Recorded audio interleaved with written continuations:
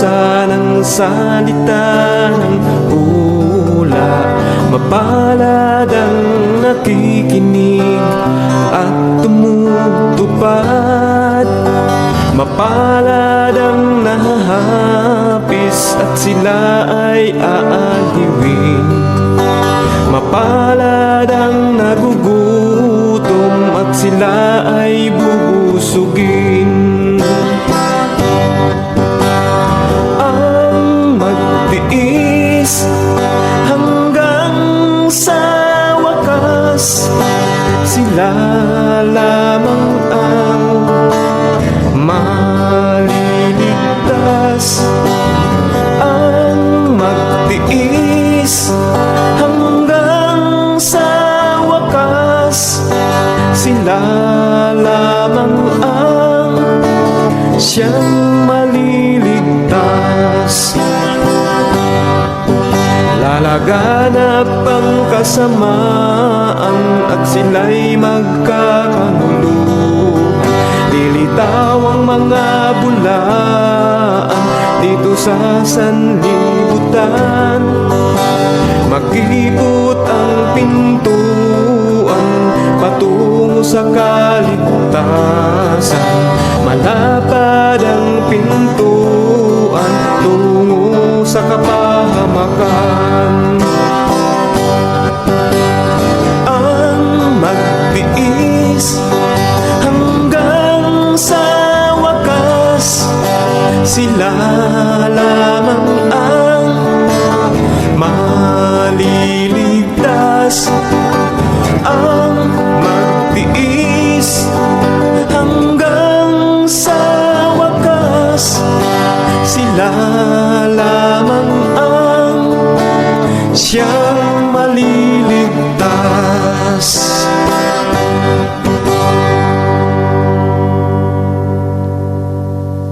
Now in the second part of our series for the whole day, and I'd like to say thank you for the church is full this morning. God is praised when we come to church on time. Wala po akong idadagdag na. I will not add anything because I may offend some. But it is, worship is a planned, formal relaxation. I repeat, in the Adventist Church, when I teach worship, I tell my students, why are we dressed differently when we come to church? It's a formal thing.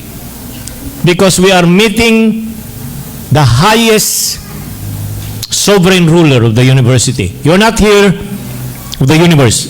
You are not here just to meet me nor the leaders of the church. No. We are here to worship, adore, and praise the Almighty God. The second part of our series, but before I go to that, I studied at the Baptist Seminary. It's a Southern Baptist Seminary. It's the biggest seminary in Asia. They have eight teaching branches in Asia. Japan, Indonesia, they're all big seminaries. Taiwan. And it was a very difficult thing for me to enter into that seminary because they considered Adventists as cult. What is cult? Kulto. Ganun lang, no? Kulto. And cult has three major characteristics. One, it has a founder with writings. Yarina. No, Ellen White, my writing. Joseph Smith, my writing, my prophet. So all kulto, sabi nila. Why will we accept that applicant coming into our seminary when this is an evangelical seminary? And so they asked me to submit. But before they asked me, they had to interview me. So I went to the dean's office. His name is Dr. Graham Walker. He has 4 doctorates and he is only 35 years old. Very bright. If you go and look at the Google or in the FB, you'll see he has written a lot of books. And the assistant dean, Dr. Moorhead, the consultant to Bible translation for Asia. And so when I went there, they asked me the question, do you believe on this before we accept you in our seminary? And they gave me a list of 12 basic tenets that is being espoused by the seminary. And you know what? I told them, you have only 12 in your list. I have 28 in my list. Because they're referring to the fundamental beliefs. Naintindihan po ba ninyo? So una, naniniwala ka ba na mayroong isang Diyos, tatlong persona? Do you believe that? Yeah. Do you believe the Bible, Old and New Testament to be inspired? Very simple yung kanilang statement. 1, 2, 3. Do you believe that Jesus Christ is the only way to salvation, that his death is a ransom and a substitutionary death? And on and on and on. I check all. Then I made the remark, Adventists have more than this. Don't call that cultic. You know what? The dean became my good friend. He became my advisor in my dissertation. And when I was about to finish, I will never forget. The first assignment, when I enter into their seminary, they give you a carrel at their library. The library is very big. What is a carrel? It's a space. It's a room. You have your table and you have shelves there. And if you are a doctoral student, you can put all the books from the main hall. Ilagay mo doon if you need them. You know what? Kung saan nila ako nilagay na carrel, of all the rooms that are small rooms there in their library, when I get out of that room, the first book of shelves that I will see are all writings against Seventh-day Adventists. They have more than 4,000 volumes, and one of them is written by Dudley Cartwright, Adventism Renounced. Every time I get out, those white lies and all those books, they have. Na kahit tayo wala sa ating mga library, they have. But you know what? I was smiling when I was about to graduate.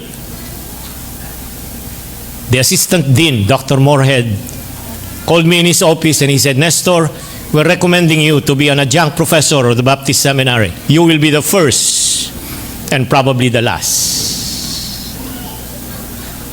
Nag-iwan po ako dun sa kanilang library nung aking dissertation. When I was trying to defend the dissertation on the proposal stage, sabi nung, you are a systematic theologian.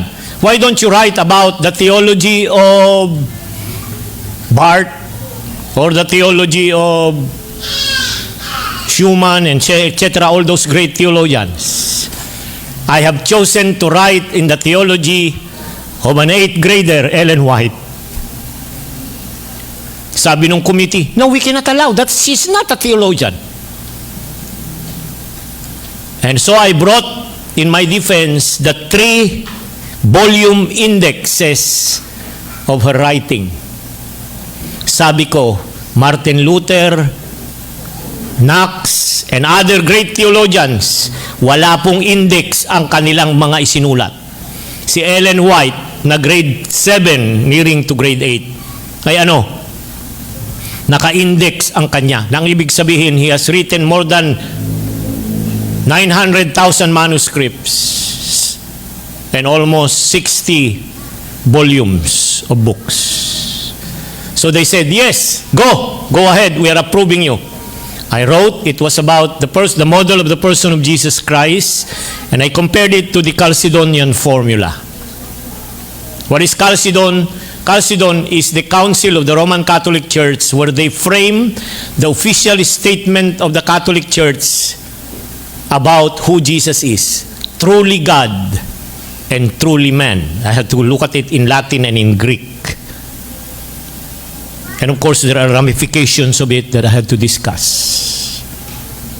And one of the things that I will never forget is in my definition of term, one of the professor who was a member of my panel questioned one of the terms that I use, the great controversy.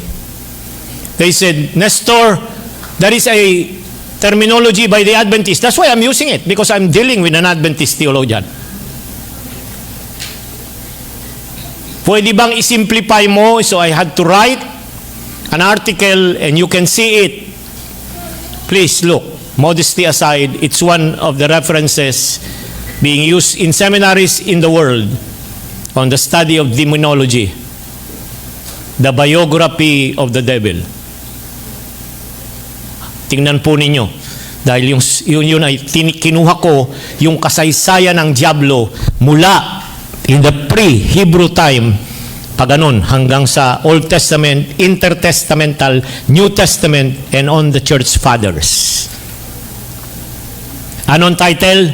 Binago ko yung title na imbis na Great Controversy, ang nilagay ko ay The Biography of the Devil, an Alternative Approach to the Cosmic Conflict. Sabi nung din, approve. Bakit ko yun sinasabi ngayong umaga? Baka nakalimutan po ninyo na tayo'y merong doktrina. Pakitignan, what's our doctrine on the number, yung ating Great Controversy? Come on, look. That is a doctrine. That is a biblical theme at the same time. But it is also a doctrine. Anong number, mga kapatid? O baka hindi ninyo alam. Number? 8? Pwede bang pakibasa? Ang malaking panggalian. Anong tawag? Malaking tunggalian. Sa Ilocano, dakkel nga panagbinusor. Sa Bisaya, dakong away. Tama? Baka mali yung sabi ko rito, pasensya po kayo, hindi po ako Bisaya. Okay. Malaking pag-aaway. Correct? Dakong away. Please read. It's a doctrine. It's a teaching in the Adventist Church. Go ahead. Ang buong sangkatauhan ay sangkot ngayon sa isang malaking tunggalian sa pagitan ng Diyos at ni Satanas. Sino daw, mga batid? Sa pagitan nino? Ng Diyos at ni Satanas. If you want to study more on the complete picture of the Great Controversy, study Revelation 12. That is the full chapter in the Bible that deals with the Great Controversy. From heaven, there was war in heaven. Sinong natalo? Lucifer and his angels, 1/3. Okay? Then, saan siya bumanat? Dito. I will go to that on the hour of worship. Why Jesus became man. The relevance of the incarnation for God and for men. That's an issue in the Latter-day Saints. Okay? So meron tayo niyang doktrina. Naglalaban ang masama at ang mabuti. Which is the battleground? Which is the battleground? Paul said, the mind. We have to fortify and build fortress, Paul said in 2 Corinthians. I have a series of week of prayer on that. I used it last year, January, doon sa Cebu for our workers. It's a beautiful one. Okay. So please, naglalaban ang masama at mabuti dito. Ayan. Bakit ko yun binanggit? Okay, let's go now. Because our topic, the next part of our series will be enemies of the what? I'm very selective in my words. Visible church.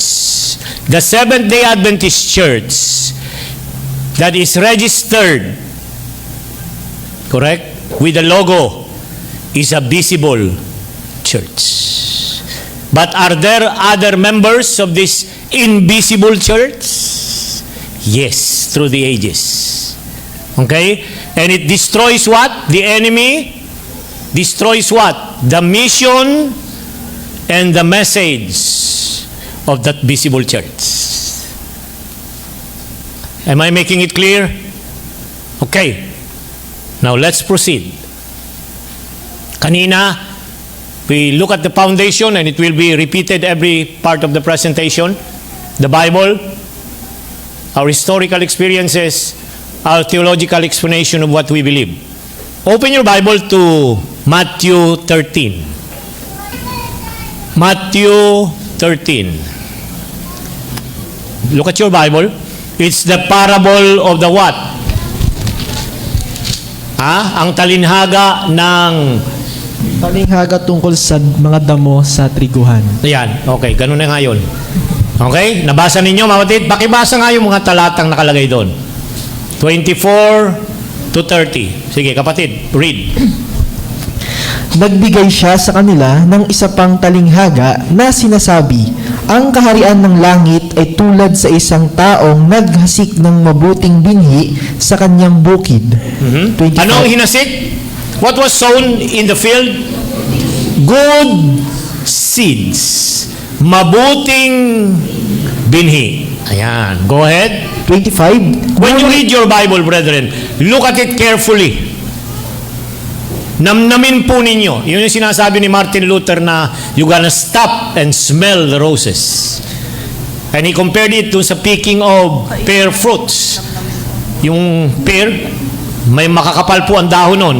Meron yung mga nakalabas na bunga, pwedeng abutin. Meron yung malayo, sinusungkit. Pero may mga natatakpan ng mga dahon, kinakailangan mong kapain, kunin, para makuha mo yung matamis na katas ng bunga na yun. That's how they study the Word of God. Okay, go ahead.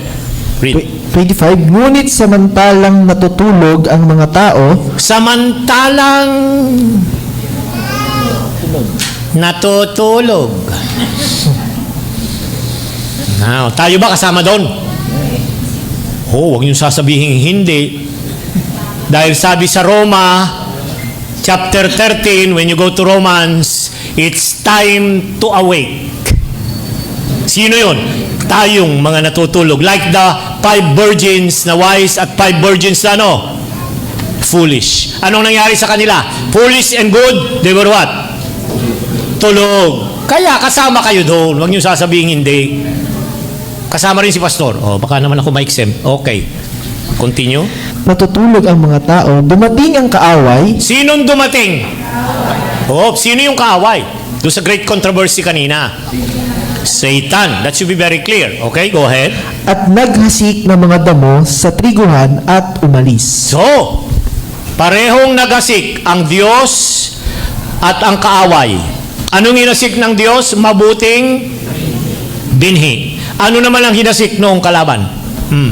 Kaya't nang sumibol ang mga halaman at namunga ay lumitaw rin ang damo. Ayan. Oops, mga kapatid. I did not get the quotation, but Ellen White has a special quotation, and I'm paraphrasing it.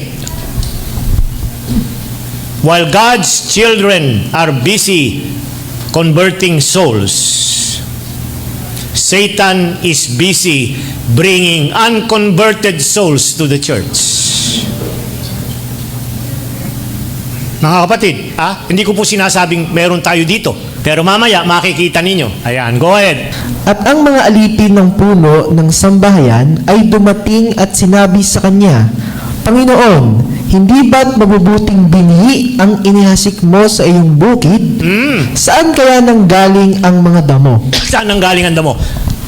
Take note of that statement. Go ahead. 28, sinabi niya sa kanila, isang kaaway ang gumawa nito. Isang friend, kaaway. Continue. At sinabi sa kanya ng mga alipin, ibig mo bang kami pumaroon, tipunin ang mga iyon? Ayan. Pagtatatanggalin ba natin yung may mga pumapasok na kung ano-ano sa loob ng iglesia na nagtuturo ng mali? Huwag. Ang kaaway nagahasik. The enemy is sowing wrong teachings and doctrines in the church. Okay. 29. Ayan. Ngunit sinabi niya, huwag, baka sa pagtitipon ninyo ng mga damo ay inyong mabunot pati ang trigo. Yan. 30. Hayaan ninyong magkasama silang tumubo hanggang sa anihan, at sa panahon ng pag-aani ay sasabihin ko sa mga manggagapas, tipunin muna ninyo ang mga damo at pagbigisin ninyo upang sunugin, ngunit tipunin ninyo ang trigo sa aking kamalig. Yan. So when will God separate the wheat and the tares at His coming at the judgment. Is that clear, brethren? Bakit may mga tinatanggal tayong membro? Hindi natin pinababayaan sila. Ay, iba yun. That's an open sin. Ito, mga aral ito. Mga nagdadala ng ligaw. Now, I want you to go now to the second part. Go to the book of Acts. Acts chapter 20. Mga Gawa, Kapitulo 20. 28 to 30. Now, the book of Acts is the book of the Holy Spirit, not the apostles. It's the book of the Holy Spirit. And He used the apostles at this time. Okay? This is the time that they were forming the congregations. Yung mga philosophy, kung paano mag-organize ng church, anong pangalan, mga leader, mga diakono, mga elder, they're all in the book of Acts. Pero kasama dyan ay warning na binigay ni Pablo. Ano yan? Before he left for Rome to die, look at what he said. 28. Ingatan ninyo ang inyong sarili at ang lahat ng mga mananampalatayang pinababantayan sa inyo ng banal na Espiritu. Pangalagaan niyo ang iglesia ng Diyos. Sinong kausap ni Pablo rito? Mga leader, mga elders, mga officers ng local churches at that time. Go ahead. Pangalagaan ninyo ang iglesia ng Diyos na kanyang tinubos sa pamamagitan ng kanyang sariling dugo. Ayaw ng iglesia yung translation mo. Dahil iglesia ng Diyos ang nakalagay. Pagkatapos, binili ng kanyang dugo. Sino ba yun? Bumili ng kanyang dugo. Si Kristo. Kaya dapat daw, sa translation, iglesia ng Diyos. Sa atin, walang problema. Sila may problema eh. Sa atin, yung iglesia ng Diyos, dahil Diyos, si Jesus din. Ganun din. Iisang may-ari ng iglesia. Okay? 29. Now, look now. Sapagkat alam kong pag-alis ko'y Now, look carefully. After my departure, may mga tagapagturo riyan na katulad ng mga lobo na papasok sa inyo at sisira sa inyong grupo. ayan. Hindi nakakatakot ito dahil galing sa labas eh. Did you get it, brethren? May dalawa. There are two enemies of the church. Outsiders and insiders. But the most perilous of all this are the ones coming from the inside. Takot kayo galing sa labas? No. Pero yung nanggaling sa atin, si Pastor Bijor, mabalitaan nyo, iba na ang turo, Trinity, Retain 9. Ano pa? Babylon. Kaya lumabas kayo, tatayo din ako ng church ko. Ganon? Mga batid, anong mas mapanganib? Yung galing sa atin o nang galing sa labas? Nakaaway. Continue reading. Darating din ang panahon na may magtuturo ng kasinungalingang mula mismo sa inyong grupo at ililigaw nila ang mga tagasunod ni Jesus para sila ang kanilang sundin. Therefore, Kaya mag-ingat kayo at alalahanin ninyong sa loob ng 3 taon walang tigil ko kayong pinaalalahanan araw at gabi ng may pagluha. trabaho nating pastor at trabaho nating mga leader ang magpaalaala pag mali na ang mga nangyayari at tinuturo. You who are leaders of the church, local congregation, you are the guardian of this. Babantayan ninyo na kayo ang tagapagbantay ng ating pulpito.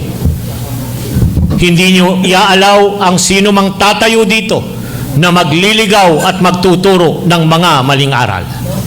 Amen? Okay, now, ano yung 3 kaaway na yan? Kanina ay sinabi natin yung inside, outside. Ngayon, doon sa inside, ang number 1, ang tawag po dyan, heresy. Ayan.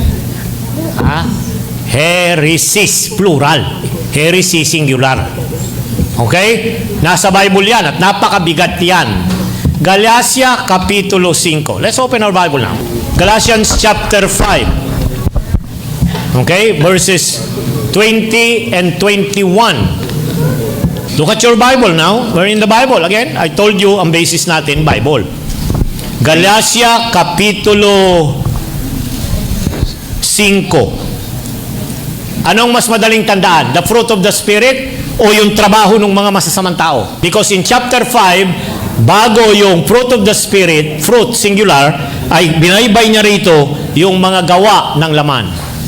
Ayan, basahin natin now. Start reading. Okay? Magsimula ka na dun sa 19. Ang mga taong sumusunod sa ninanasan ng laman ay makikilala sa gawa nila. Sexual na imoralidad, kalaswaan, kahalayan, pagsamba sa mga Diyos-Diyosan, pangkukulam, pagkapuot, pag-aaway-away, pagkasakim, pagkagalit, pagkawatak-watak at pagkakahati-hati, pagkainggit, paglalasing, pagkahilig sa kalayawan, at iba pang kasamaan. Binabalaan ko kayo tulad ng ginawa ko noon. Ang mga namumuhay ng ganito ay hindi mapapabilang sa kaharian ng Diyos. Tingnan po ninyo inyong Bible, kayo may mga English. Did you read the word heresy in verse 20? Yes? The last word in verse 20, heresis. Pagkakahati-hati. Ano yun? Hidwang Pananampalataya. pananampalataya. Mga maling aral. Gumugol si Apostol Pedro ng 2 Pedro, 2 Peter. The whole book deals with false teachings. You want to study more on this. Okay? So ano yung heresy, mga batid? Ano daw, mga batid? A school, a sect, or a party. Ayan, sekta. Ano pa? A heresy is a faction or division. No, merong faction. Hindi kami nagkaintindihan ni Brother Amihan. Nagfaction kami. Mamaya, nagtayo na siya ng sarili niyang turo. And then, it is a what?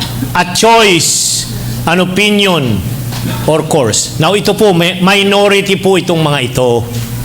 Nasa loob sila ng iglesia, minority na sinasabi nilang sila yung nagbabalik ng mga tunay na aral ng iglesia na tinalikuran na sa paglipas ng panahon.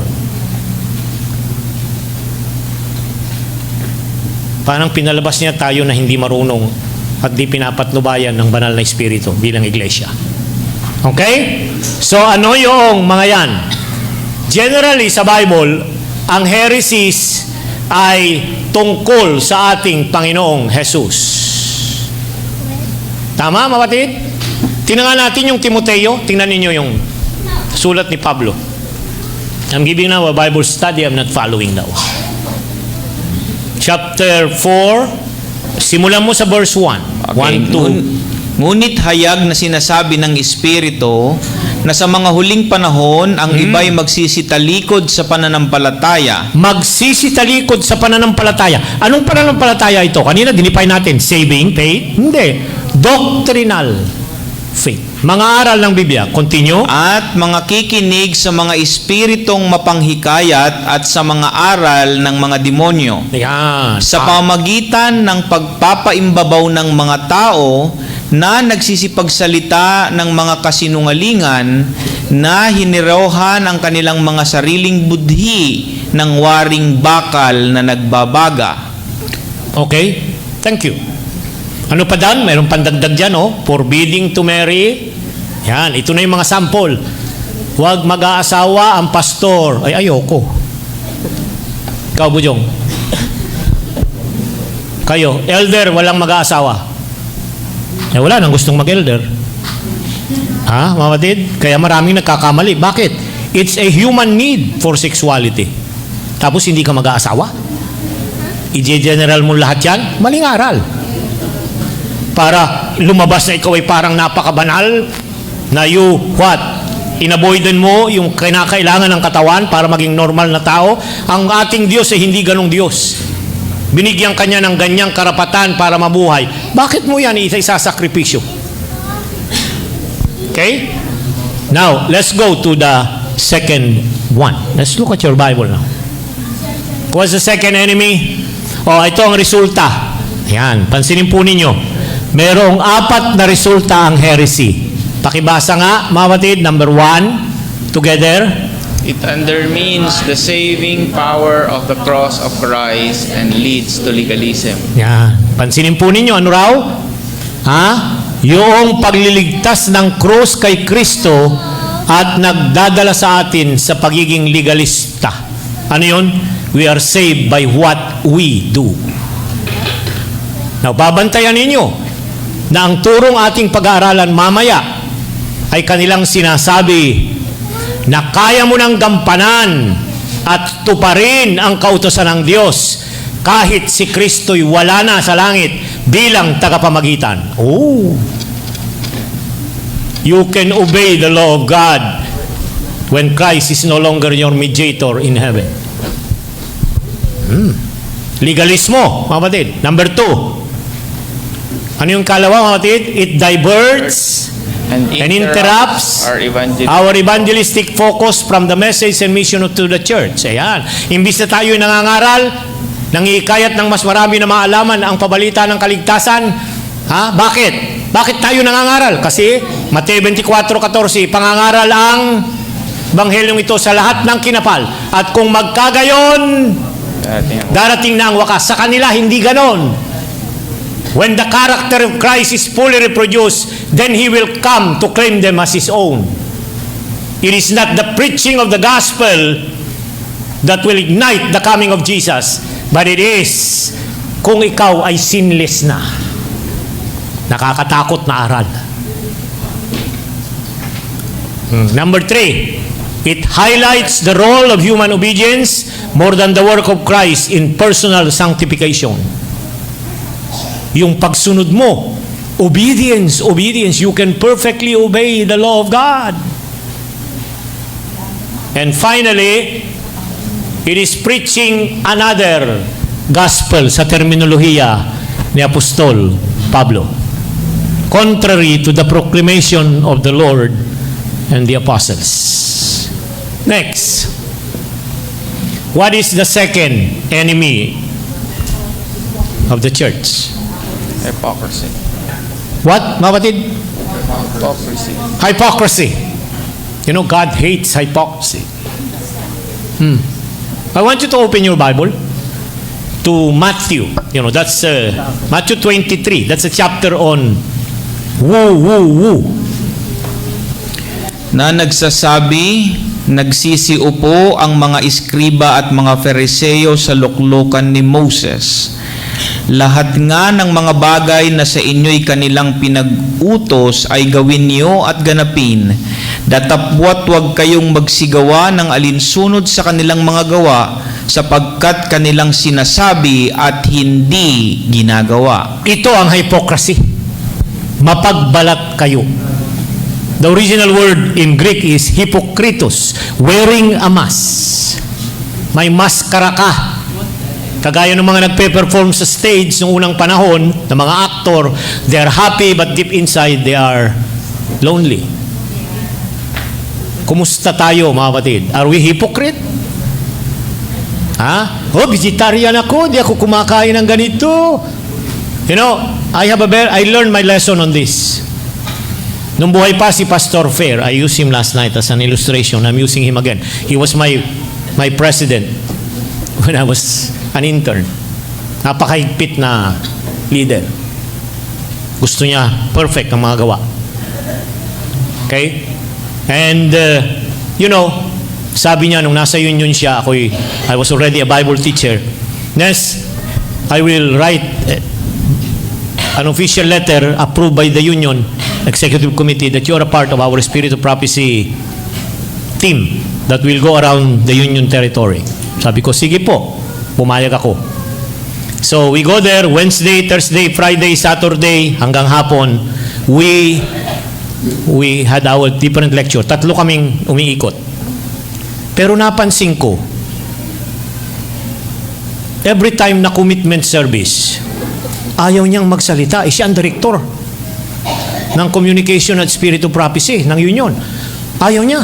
Sabi niya, ikaw, Pastor Vizcaro, si Pastor Roger, yung nasa Canada. O kaya sabi niya, Nes, ikaw na ang magsalita sa commitment. One time I asked him, sabi ko, sir, nakakalamang na kayo Nakailang bisita na tayo ng mga district at mga hindi kayo nagko-commitment. And you know what he said? Nes, I'd like to be honest with you. I cannot call for a commitment, especially on vegetarianism and other aspects of the spirit of prophecy, because I don't want to be a liar to myself. Because sa bahay, sabi niya, puno ang aking frigidaire ng pinapait. I like the old man. Dahil kaya niyang tignan na may kahinaan pa siya. Meron akong church na napuntahan. All prayers done inside the church should be in a kneeling position. Sige. Lahat ba ng panalangin sa iglesia dapat nakaluhod? Babasahan kanila ng spirit of prophecy. Ikaw na hindi mo alam yung background nun, ay, oo nga. Mga kapatid, God does not want you to be hypocrite. Hypocrisy is an enemy of the church. At marami ang hindi maliligtas because of this. Pangatlo, was the third one, ecclesiastical harassment. Tayong mga leader sa church, we have the privilege, correct? Alam nyo, pag kayo naging officer ng church, may tatlo you should know your privileges, you should know the policies, okay? I'm referring to local and even mission or conference. So privilege, anong privilege mo? Travel, dito dyan. Policies, dapat alam mo. Next, project. Wala kang project, mahina ka. But the most important part of any leadership is people. Changed by the grace of God because of your influence. Amen, amen. Kung minsan,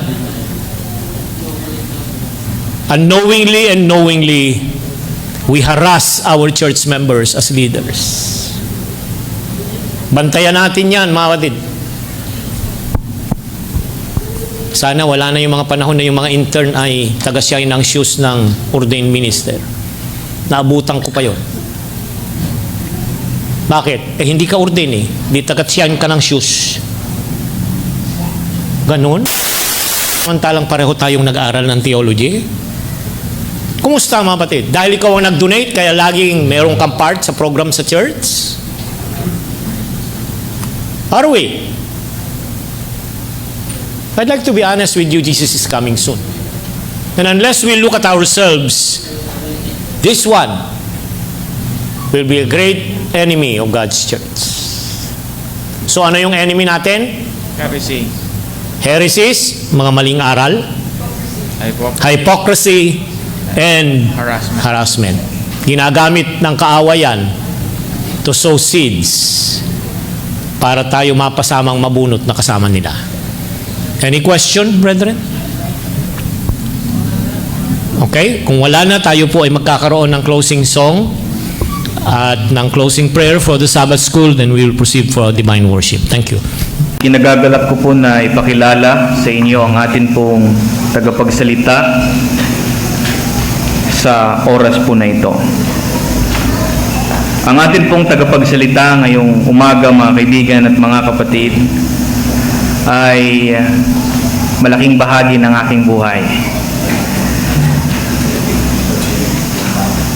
Kapag ako'y nagpapakilala sa kanya, mga kapatid, ay lagi kong ina-associate ang aking sarili sa kanya. At nung time naman, mga kapatid, na ako'y ipapakilala, ay gusto ko pa rin na may associate ako sa kanya.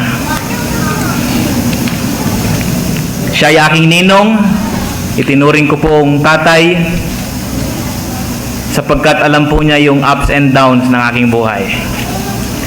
Alam niya yung panahon ng aking pag-iyak, alam niya yung panahon ng aking pagtawa. Ang atin pong tagapagsalita ngayong umaga, mga kapatid, ay nakilala ko nung ako'y nasa Northern Luzon Adventist College. Mga kaibigan, ang ating tagapagsalita ngayong umaga, isang tatay, nagmamahal sa gawaing pagmimisyon, mahal ang pagtuturo, mahal ang iglesia, at higit sa lahat, mahal niya ang Diyos na kanyang pinaglilingkuran. Ang ating tagapagsalita, walang iba, kundi si Pastor Nestor Kasuga Relioma. Magandang araw ng Sabat, mga kapatid. Una sa lahat ay nais ko pong pasalamatan si pastor ninyo, si Pastor Capiendo, sa kanyang madramang pag-i-introduce. Purihin ang Panginoon. Praise the Lord for the message of the song, I surrender all for Christ's sake. Amen? Ngayong tanghali, ang ating pong pag-uusapan, nakita po ba ninyo doon? Part 4 na yan, kasi dapat yan ay mamayang hapon, pero out of worship po kasi ngayon, so pinili ko yung nakasentro ang ating Panginoong Hesus. Ano yung title? The Relevance of the Incarnation of Christ for God and Humanity. Ano daw? Ano yung relevance? Kahalagahan ng pagkakatawang tao ng ating Panginoong Hesukristo sa Diyos at sa tao. So dalawa ang purpose kung bakit siya nagkatawang tao. Bago tayo pumalaot, ay tayo po'y manalangin. Mapagpalang Ama na nasa langit, salamat po ng inyong salita ay buhay. Kagaya ng aming binasa sa aklat ng Galasya, nang dumating ang takdang panahon, isinugo mo ang iyong anak sa magitan ng isang babaeng berhen, naglihi, ipinanganak, at namatay doon sa krus, sang-ayon sa hatol ng kautusan. Pahintulutan po ninyong maunawaan ang bagay na ito sa aming kaligtasan, sa pangalan ni Jesus. Amen. If I ask you this morning, what is the gospel? Ano kaya ang inyong katugunan? Ano ang ebanghelyo? Pastor, mali ang iyong tanong. Hindi po ano ang ebanghelyo, kundi sino ang ebanghelyo. Ulitin ko, mga kapatid. Sa ating mga Adventista, ang ebanghelyo, sabi dun sa Roma 1:16 and 17, hindi ko kinahihiya. Look at your Bible. Romans 1:16, for I am not ashamed of the what? Of the gospel. Hindi ko ikinahihiya ang ebanghelyo. Sino yung ebanghelyo, mga batid? Ang daan ng kaligtasan. Ang mabuting balita na ang Diyos ay nagsugo ng kabahagi ng kanyang pagkadiyos upang sagipin ang taong nasa naglulubalob sa kasalanan. Ngayong tanghali, okay? Ano ang kahalagahan nito? So yung ebanghelyo, pag tinanong mo yung mga Katolik, ang ebanghelyo nila, siguro dalawa. Yung katatapos na translasyon, those of you who saw the procession at Quiapo nung Black Nazarene, at tsaka yung maliit na Kristo, ang tawag doon, ang tawag doon, ninyo? Santo Niño. Ayan. So, anong ebanghelyo nila? Ang ebanghelyo, yung ipinanganak sa sabsaban at yung nagbata ng krus. Kompleto ba yung kanilang ebanghelyo? Hindi. Tayo, pag pumunta ka sa mga Baptist, mga Protestant, their gospel is centered on the death, resurrection, and ascension of Christ.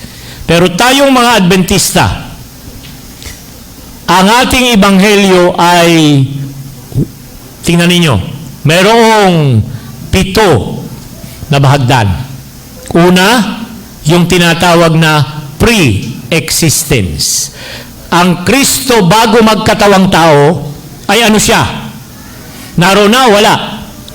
Yung ating mga kaibigang Arians na sinunod ng mga Iglesia ni Cristo, there was a time when the Son was not existing. Merong panahon na ang anak ay wala. Kung minsan ako ay nag-iisip, sabi ko, bakit ba lagi nilang sinasabi na yung ama ay mas mataas? Siya daw kasi yung nagsugo, kesyo-kesyo. Tama mga kapatid? At mababasa natin yan sa Biblia. Pero, isang tanong lang. Ang Biblia ay nagsasabing siya'y kapantay at nasaan yung Diyos. Tama? Pilipos 2, Philippians 2, 5-8. He was in the form of God and equal with God. Sabi ng iba, forma lang. Mali. Kasi when you go to the Greek, yung salitang ginamit doon na forma, anyo ng Diyos at anyo ng tao, magkaiba. Anyo, morphe, the unchanging nature of God, at saka yung schema, the changing nature of man. So doon pa lang makikita mo na siya ay nasaan yung Diyos at Diyos siya na hindi pwedeng mawala yon. Anumang forma ang kanyang kunin, kagaya ng kanyang pagtatao. Maliwanag po ba yun, mga kapatid? Okay? So, pre-existence. Anong susunod? Naroon na siya sa walang hanggan. Siya ay matanda sa araw. Kaya ang pangalan ng Diyos sa Daniel ay matanda sa araw. Ancient of Days. Mas matanda ang ating Panginoong Diyos kaysa sa panahon, time. At pagkatapos noon, siya'y nag-incarnate. Ayun. Ano yung ginamit na word? Incarnate. No. From the Latin word incarne, nagkaroon ng laman. Sa Tagalog, naglaman. Sa Ilocano, naglasag. Ewan ko sa Bisaya. Okay? Siya'y nagkaroon ng laman, mga kapatid. Kagaya nyo at sa akin. Bakit? Siya'y Espiritu, ang Ama, ang Anak, at ang Espiritu. Ang forma nila sa walang hanggan ay Espiritu. Okay. So, iniwan niya yung katatayuang yaon at siya'y pumasok sa larangan ng pagiging tao. Ano ang kaibahan? Okay? Pagkatapos ng incarnation, anong sumunod? Sabi ng Bible, the Bible says, He was sinless. Wala siyang kasalanan. Tinukso pero hindi nagkasala. Ikaapat na bahagi ng ating ebanghelyo ay yung vicarious death. Namatay siya substitutionary. Siya ang kumuha ng ating lugar. Ang kamatayang yaon ay hindi kabayaran ng kanyang kasalanan, kundi kabayaran ng ating kasalanan. At pagkatapos na siya'y mamatay, siya'y inilibing. At pagkatapos na inilibing, the next part of our gospel, He was resurrected. If Christ did not resurrect, then we are, sabi ni Pablo sa 1 Corinto 15, we are the most miserable people on planet Earth. Because we have no hope. Our faith is in vain, Paul said. Kaya nga, nabuhay na maguli, at anong sumunod na part ng Ebanghelyo? Kung siya'y nabuhay at nariat, nasasalubong natin sa Tagaltay, kumakain at nagko-coffee shop. O kaya pumunta tayo sa mall, naroon din siya. Hindi na siya umakyat sa langit. May kaligtasan tayo? Wala. Ascension was needed for our salvation. At pagdating niya sa langit, after His ascension, anong ginagawa niya ngayon doon? Namamagitan. He is our intercessor, our mediator in heaven. He is not just a Savior. Anong kaibahan ng Savior at saka ng mediator? Yung Savior, yung hindi nakakakilala kay Kristo, mapapatawad. Pero yung nagkakasala na mga pinatawad na, they need a mediator, an intercessor. Maliwanag po ba, mga batid, para naiintindihan natin? Tayo, nagkakamali pa rin o hindi? Napatawad na ba ang ating mga napalabas na kasalanan? Yes, napatawad na. Pero kinakailangan, kaya meron tayong taga-pamagitan. Yun ang emphasis ni Juan sa 1 Juan Kapitulo 2, 1 hanggang 2. At ano yung huling bahagi? Siya'y muling babalik. Napansin ba ninyo na yung ating ebanghelyo nagsimula sa kanyang pagiging Diyos mula sa incarnation hanggang sa second coming, siya ay tao. Did you get it, brethren? Tao na ipinanganak, tao na walang kasalanan, tao na namatay, tao na nabuhay na maguli, tao na umakyat sa langit, tao na namamagitan at tao na muling babalik. Pero kagaya ba niyo siya at kagaya ko? Kasi pag sinasabi, ba't yung sinasabing mga Adventistang tao? So ngayong umaga, pag-aaralan natin ng kaunti ang bagay na ito. Kagaya ng ating pundasyon, we go back sa Bible, sa history, at saka yung ating explanation ng laman ng ating aral. Okay, ngayong umaga, may 4 na concerns ang incarnation. Ang pagkakatawang tao ni Kristo ay mayroong 4 na dapat ay maapektuhan. Una, ito ay central sa plano ng pagliligtas. Amen? Kung walang pagkakatawang tao, wala po ang plano ng kaligtasan.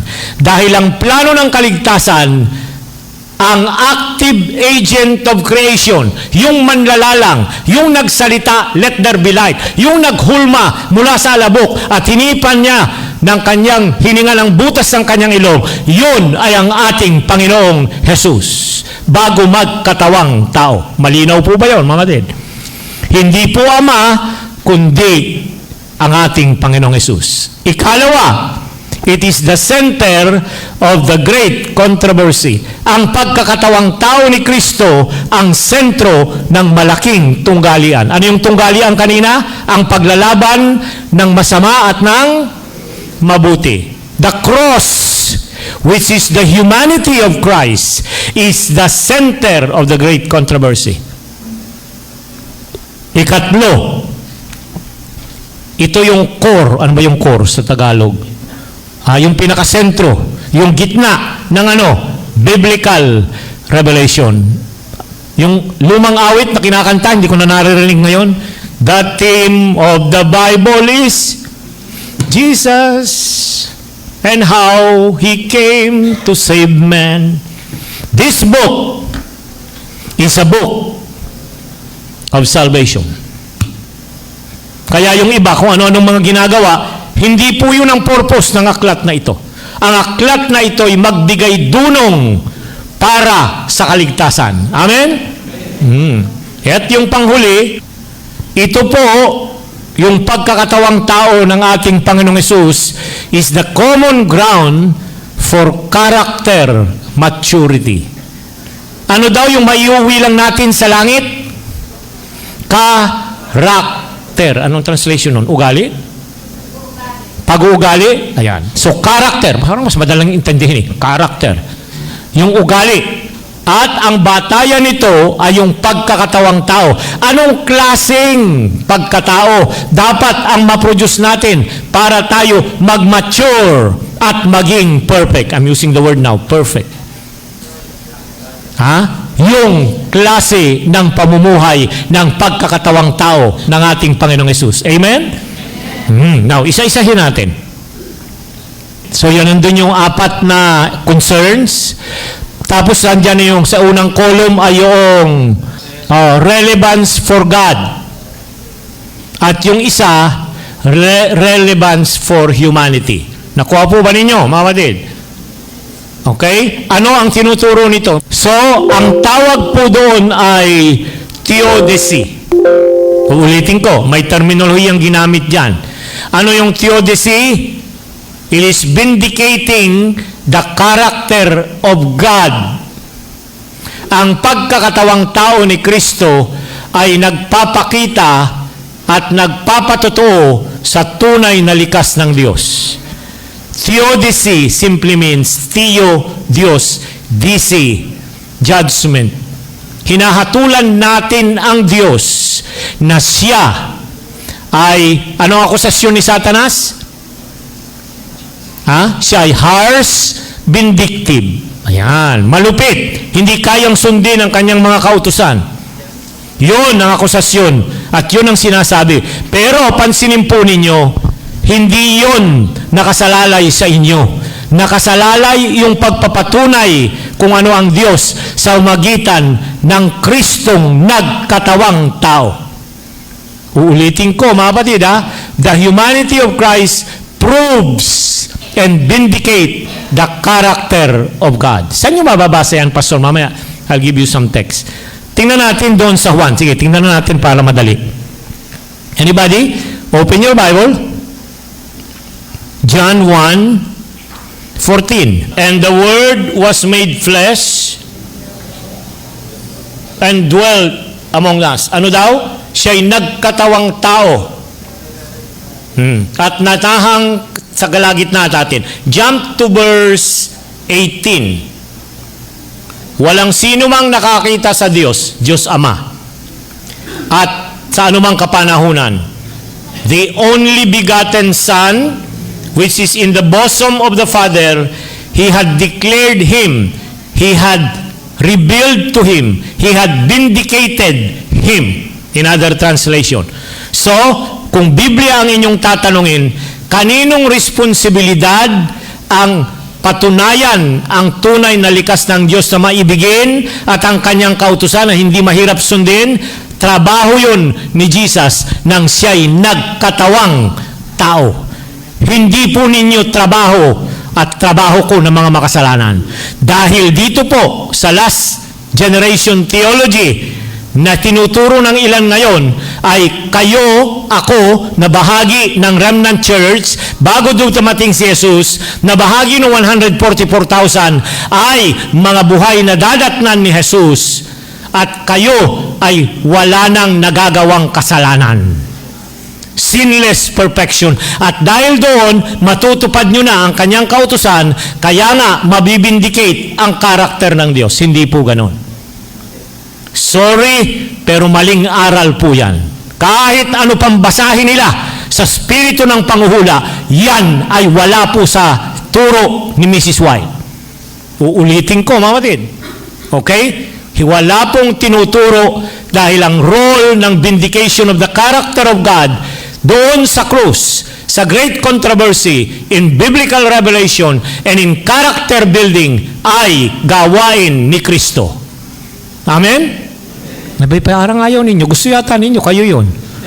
Ayan. At ang panghuli, para tayo matapos na, ay ano yung relevance nito sa atin? Ayan o. Ito yung ebidensya, yung pagkakatawang tao ni Kristo, ang ebidensya ng penalty of sin. Sino dapat ang parusahan? Sino? Who should die at the cross? We. But who took your place? Jesus took your place. It is an evidence that God loves you and you cannot change His law because the law demands that when you violate, you die. Okay? The perpetuity of the law of God is being vindicated also dyan. So hindi lang yung Diyos, hindi lang yung kautusan, hindi lang iligtas kayo, kundi magdala sa atin ng katiyakan ng kaligtasan. Okay. The cross is the source of power to overcome sin. Ano yung cross? Yung pagkakatawang tao niya. Hindi po yung cross na ganyan. Nahahalik-halik at isasabit. Hindi.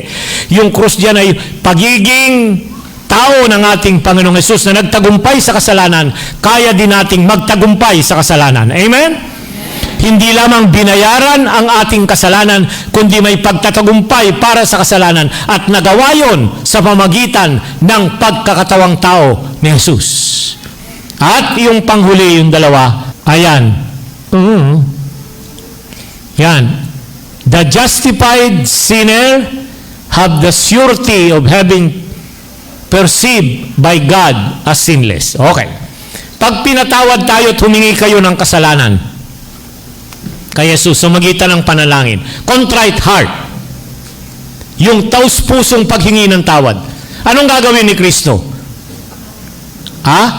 Itatakip niya ang kanyang katwiran. Yung kanyang buhay na nandito sa lupa na walang kasalanan, itatakip niya sa inyo. Kaya nga pag tinignan ka ng Diyos, sinong nakikita niya? Yung walang kasalanang likas ng kanyang anak sa kanyang buhay. Maliwanag ba, mga kapatid? At yung panghuli na nais natin, an assurance of deliverance from sin and character to be taken to heaven. Ito yung katiyakan na tayo ay kanyang ililigtas mula sa kasalanan at ang ating character na siya nating madadala doon sa langit. The incarnation of Christ is a profound mystery as declared by Apostle Paul. Great is the mystery of godliness. God was manifest in the flesh. Meron po ako ditong babasahing quotation from Ellen White. Mamayang hapon we'll go to some scriptural passages. Basahin nga po natin sama-sama, mga kapatid. In contemplating the incarnation of Christ. Pagka tayo ay nag-iisip tungkol sa pagkakatawang tao, ano ang kaibahan ni Kristo sa ating pagkatao? Mga kapatid, mag-isip kayo. Mamayang hapon, I will discuss that more. Number 1, siya'y ipinaglihi ng isang berhen. He was conceived through a virgin. Iba po yung paglilihi ng birhen sa panganganak ng berhen. Tayong mga Adventista, we believe in virgin conception, not virgin birth. Kaya galit ang Katolikong mga theologian sa atin. Dahil, merong virgin pa ba pag nanganak na? Nabalid? Hindi. Ang virgin tinutukoy dyan ay yung paglilihi. Kaya pumunta tayo mamaya sa mga talata, balikan nyo ang Lucas, at naglihi ang isang berhen. So tayo, virgin conception, yung paglilihi niya. So walang similya na galing sa lalaki dito. Pareho ba tayo ni Jesus? Kayo, na-develop dito ng male and female, X and Y. Nagsama yun doon, nabuo, na-fertilize, naging ikaw. Tama yun? Si Jesus. So yung mga nagsasabing pareho tayo, hindi po tayo pareho. Ikalawa, second, is not only virgin conception, it is dual nature ang ating Panginoong Jesus. Hindi po nyo pwedeng paghiwalayin yung kanyang pagiging Diyos at yung kanyang pagiging tao. They are blended mysteriously, sabi ni Ellen White. Saan? Sa kanyang pagiging tao. Pareho tayo? Siya may pagka-Diyos na hindi niya ginamit at may pagkatao. Nandyan. Anong likas ang kanyang kinuha? Kasi may mga quotation si Ellen White, mamayang hapon, I will discuss that chronologically. Kasi may mga nagko-quote ng mga ginamit ni Ellen White nung bago ang 1888 at after 1888, righteousness by faith, na pagtataas ng ating turo sa kaligtasan. Ano yun? Jesus took fallen human nature. So ngayon, yung ating mga kaibigang LGT, kanilang tinuturo na kinuha ni Jesus ang fallen human nature. And lastly, far higher than any of the angels, equal with the Father in dignity and glory, and yet wearing the garb of humanity, divinity and humanity were mysteriously combined. Okay? And man and God became one. Pareho tayo ni Jesus nung siya narito sa lupa? Hindi, mga kapatid. Hindi. Sino ba ang inililigtas? Diyos o tao? Come on. Nang siya'y magkatawang tao, anong nililigtas niya? Diyos o tao? Tao. Kayo at ako. Saan ba nagsimula ang tao? Makasalanan o walang kasalanan? Pumunta siya rito as a representative of Adam. That's why Jesus is called the second Adam. Anong ibig sabihin? Na siya yung ikalawang Adan. Kung yung unang Adan ay nilikha na walang kasalanan, yung ikalawang Adan, wala ring kasalanan pagpasok niya rito sa lupa. So, hindi po fallen human nature. Ano lang, yung may, continue. There. It is in this union that we find the hope of our fallen race. Looking upon Christ in humanity, we look upon God and see Him the brightness of His glory, the express image of His person. Be careful. Sabi diyan, exceedingly careful, maging maingat tayo as how do you dwell upon the human nature of Christ. Ang ginamit ni Ellen White na dyan, tingnan ninyo, human nature. Hindi po fallen human nature. Okay? Titingnan ninyo yan na yung quotation na yan after 1888. Okay.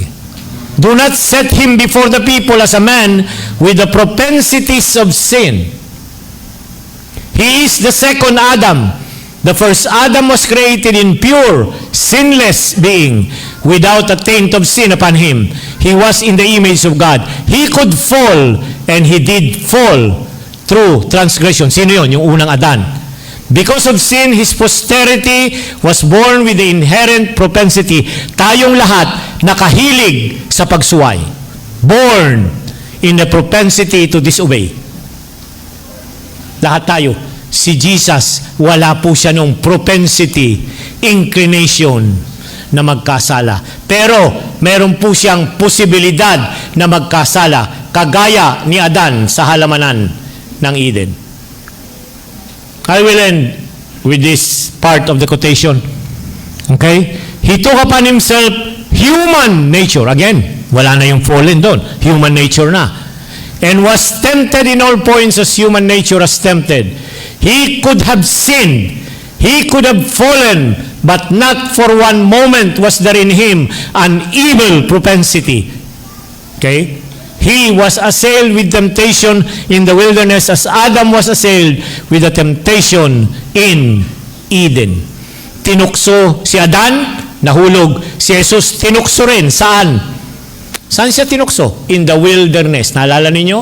After na siya binyagan, lumapit ang dyablo. Nagtagumpay ba ang ating Panginoong Hesus? Yes. Hindi siya nagkasala. Mga kapatid, ngayong umaga, mahalaga ang pagtatao at pagkakatawang tao ng ating Panginoong Hesus. Without this, walang plano ng kaligtasan. Without this, talo ang nasa kabutihan sa panig ng malaking tunggalian. Without this, ang ating Bible will not be a Bible because the center of the Bible is Christ. And without the humanity of Christ, character maturity will not be possible for you and me while on planet Earth. May God bless us this morning. Mahabagi naming Ama na nasa langit, salamat sa kaligtasan na nasa amin lamang, Panginoong Hesus. At ang kaligtasan ito'y dapat ipamahagi, ipahayag sa aming mga kapitbahay, mga kaibigan, at sa sino mang nangangailangan na dapat baguhin ang inyong ebanghelyo. Salamat po na kami nasa iglesyang nalabi na may pabalita ng paghahanda para kayo'y salubungin. Nawa sa oras na ito, Ama, ang inyong pag-ibig ang manatili sa puso ng mga kapatid. Ang biyaya ng aming Panginoong Hesus magdadala ng pagpapatawad at kababaang loob. At ang pakikisama at patnubay ng Banal na Espiritu ang aming maranasan hindi lamang sa pang-araw-araw na buhay, kundi sa pag-aaral ng inyong salita, gabayang kaming tuwina sa pangalan ni Jesus. Mapalad ang bumabasa ng salita ng hula. Mapalad ang nakikinig at tumutupad. Mapalad ang nahahapis at sila ay aaliwin. Mapalad ang nagugutom at sila ay bubusugin. Ang magtiis hanggang sa wakas, sila lamang ang